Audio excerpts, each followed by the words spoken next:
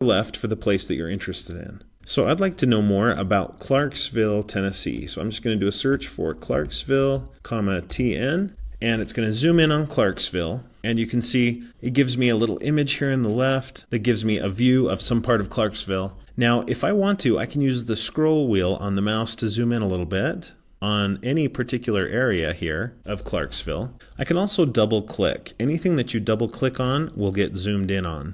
So those are some things that you need to know to zoom in and hone in on the part that you're interested in. Now you'll notice down at the bottom left area of the screen, there's a button that you can click to switch from Google Maps view to Google Earth view. And you can see it looks kind of like you're in Google Earth at this point.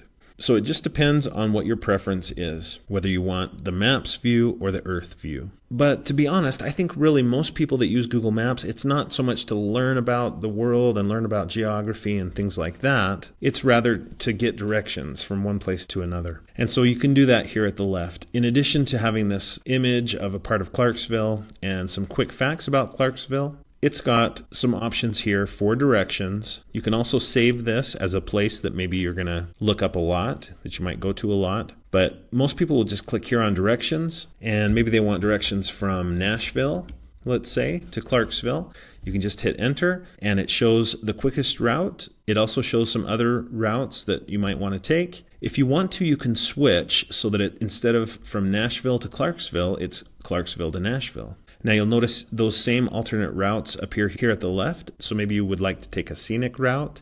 You could switch to a different one of these, or maybe you want to bypass some construction. There's different options that you have. Okay, not only that, but you can go up to the top and you can specify that you're not going to be taking a car maybe you won't be driving, but rather you'll be taking public transit. And it looks like there just aren't some great options available right now for that.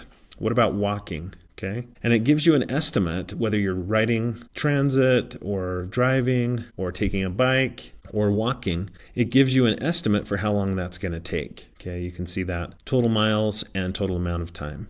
Okay, I'm going to switch back to driving, and notice that there are options here. If you click on options, you can change from miles to kilometers or whatever you'd like to do. You can say you want to avoid toll booths, you want to avoid ferries and highways. Okay, so that's really going to change the route that it suggests if you change some of these options. If you click OK, you can also go here and change it from leave now to depart at or arrive by. Now, why does this matter? Well, if I'm departing now, maybe traffic is nice. But what about at 5 p.m. on a Friday? That's going to change the estimate for how long it's going to take to get from place to place, at least in some cases. In this case, it didn't seem to change it at all, but in many cases it will. Now, what if there's 3 stops in your trip? Instead of just Nashville and Clarksville, what if there's a third stop as well? Okay, I can just go back and I'll click on Leave Now, and I'll just click this plus sign to add a third destination.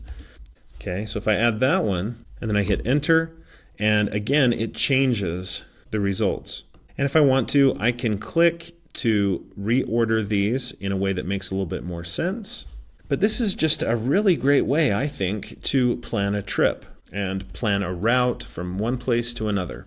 We do have some other tools that you should be aware of. Here in the lower right corner, we've got this gentleman here that kind of jumps to the side once you put your mouse on top of him. And we've got some images and then these little arrows pointing up. Well, what these images are, if you click on the images, it gives you some thumbnails that help you have a sense of what this place looks like. It's got a picture of Nashville, it's got a picture of Clarksville, and some landmarks and places like that. So that's kind of nice. This gentleman here, if you click on him and drag him onto the map, he looks a little reluctant, okay? But as you click and drag and drop him somewhere, look what happens. He will pull you down onto the road and into the map, and you can then click and drag and look around, and you can see what that part of the map looks like. This is called Street View, and it's a lot of fun. It's inside of Google Earth as well as Google Maps. Okay, so it's kind of fun. You can even double click on the road to move down the road and get a sense of the area. When you're done with Google Street View, you can just click this arrow, this back arrow, to get back out to the map view. All right, and then these arrows here at the right, those are just to expand or collapse the thumbnails that you see. So not a big deal there. You can zoom in using these plus and minus signs if you prefer to use those instead of the scroll wheel to zoom in and zoom out. So those are most of the options that you have in Google Maps. Here in the upper left, there is a menu that you can click, and you can change it to show traffic. You can change it to show terrain and different things like that. So those are some nice options to investigate. Also, notice that there is an option to print. You can print your directions, you can print the maps that you're looking at, and there's some other advanced things that you can do as well. You can add contributions to this, a timeline, and there's a way that you can share or embed the map. Okay, so here's the share link. You can shorten the URL if you need to. There's also an embed option. You can copy that embed code and put it on your own website or blog.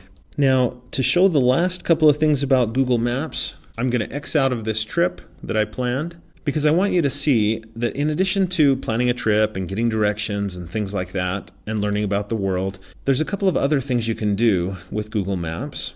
And that is you can learn about what things are nearby a particular place. So let's say I'm going to be visiting Clarksville. I would like to know what's nearby, so I'll click on nearby, and it gives me some suggestions. What restaurants are nearby? Okay, and it pops up with some interesting options. Okay, those are some restaurants nearby. If I X out of that, I can go back and say, okay, what about nearby hotels? And it gives me some suggestions, including prices for those suggested hotels. So that's a nice feature. Now, what if you're looking for something else? Okay, maybe a music store. I'd like to know what music stores are available in Nashville. Probably quite a few, right? You would think. So I do a search and it brought up, at least in Clarksville, a few different options for music stores. Okay, so that's a nice option to be able to search nearby. Notice that you can also send some of this information to your phone, which I think is a nice convenient option. You can just click that, you'll sign into your Google account, and then send to your phone the Google map. And I believe it pulls up in the Google Maps app.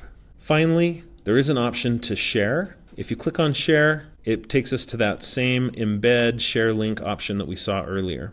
So that is pretty much what you need to know in order to use Google Maps. Notice I didn't even sign into my account. You don't really have to. But if you want to use all of the features that are available, it is kind of nice to sign into your account. If you like Google Maps and would like to learn more and maybe like to learn how to make your own Google Maps, I highly recommend that you watch my other video called Google My Maps. Thanks for watching. I hope you enjoy using Google Maps, and please consider subscribing to my YouTube channel for more videos about